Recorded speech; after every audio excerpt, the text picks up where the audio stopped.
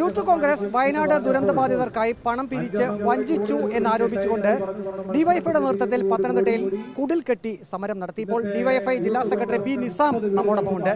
എന്തുകൊണ്ടാണ് ഇങ്ങനെ ഒരു കുടിൽ കെട്ടി സമരത്തിലേക്ക് പോയത്?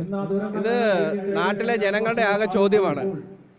ഇപ്പോൾ ഡിവൈഎഫ്ഐ 25 വീട് നിർമ്മിച്ച് നൽകുമെന്ന് പറഞ്ഞ് 100 വീട് നിർമ്മിക്കാനുള്ള പണം സർക്കാരിന് കൈമാറി. യൂത്ത് കോൺഗ്രസ് 30 വീട് വെച്ച് നൽകുമെന്ന് പറഞ്ഞ് നാട്ടിലാകെ ഇറങ്ങി പിരിച്ചു. ആ പണം എവിടെയെന്ന് ഈ നാട്ടിലെ പൊതുജനങ്ങളാണ് ചോദിക്കുന്നത്. അപ്പോൾ ആ ചോദ്യമാണ് ഡിവൈഎഫ്ഐ ഉയർത്തുന്നത്. പണം എവിടെ, പണം എവിടെ? യൂത്ത് കോൺഗ്രസിനോട് ഞങ്ങൾ ചോദിക്കുക.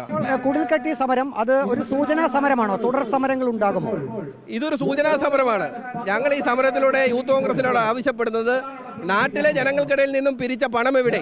ഞങ്ങളുടെ ഈ സൂചനാ സമരമാണ്. തുടർ സമരം അതിശക്തമായി തന്നെ ഉണ്ടാകും. യൂത്ത് കോൺഗ്രസ് ആരോപിക്കുന്നത്, അബിൻ വർക്കി തന്നെ ആരോപിച്ചത് 20 കോടി രൂപ അന്ന് പറഞ്ഞ ദിവസം അക്കൗണ്ടിലേക്ക് ട്രാൻസ്ഫർ ചെയ്തിട്ടില്ല എന്നുള്ളതാണ്. വളരെ ദിവസങ്ങൾക്ക് ശേഷം ആ 20 കോടി ട്രാൻസ്ഫർ ചെയ്തു. പിന്നെ പലിശ എവിടെയെന്ന് ഉൾപ്പെടെ യൂത്ത് കോൺഗ്രസ് നേതൃത്വവും ചോദിക്കുന്നുണ്ട്.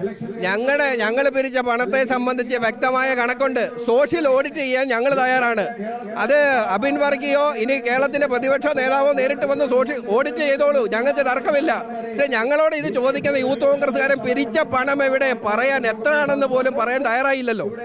തുടർ സമരങ്ങൾ ഉണ്ടാകുമോ? തീർച്ചയായിട്ടും. ഈ പറഞ്ഞ പോലെ ഈ പണ്ട് ഉത്സവപ്പറമ്പിലെ കള്ളന്മാര് പോക്കറ്റ് അടിച്ചിട്ട് മുമ്പിലോടും, കള്ളൻ എന്ന് പറഞ്ഞിട്ട്. അപ്പോൾ ആളുകൾ പുറകെ ഓടും. തീർച്ചയായിട്ടും മണ്ഡലത്തിലുടനീളം ചെറുപ്പക്കാർ ഈ നെറുകേടിനെതിരെ, ഈ ചിതറിത്തെറിച്ചു പോയ മനുഷ്യരുടെ മൃതശരീരം കാണിച്ച് പിരിച്ചെടുത്ത പണം, ഈ ജീവന്റെ വിലയുള്ള ഈ പണം, ഇത് മോഷ്ടിച്ച, അപഹരിച്ച, കണക്കില്ലാത്ത യൂത്ത് കോൺഗ്രസ്, അതിൻ്റെ നേതാവ്, ഇവരെ ഈ മണ്ഡലം മറുപടി പറയിക്കും. ഈ തെരഞ്ഞെടുപ്പ് ഈ വഞ്ചകന്മാർക്കുള്ള, ഈ മനുഷ്യത്വരഹിതമായ നിലപാട് സ്വീകരിക്കുന്നവർക്കുള്ള മറുപടി കൂടിയായിരിക്കും. കുടിൽക്കട്ടിയുള്ള ഈ സമരം ഒരു സൂചനാ സമരമാണ്. ഇനി തുടർ സമരങ്ങൾ ഉണ്ടാകും എന്നാണ് ഇപ്പോൾ ഡിവൈഎഫ്ഐ ജില്ലാ നേതൃത്വം വ്യക്തമാക്കിയിരിക്കുന്നത്. വീഡിയോ ജേർണലിസ്റ്റ് അജി കുടുംബനൊപ്പം reporter Praveen Purushothaman, in reporter, Pathanamthitta.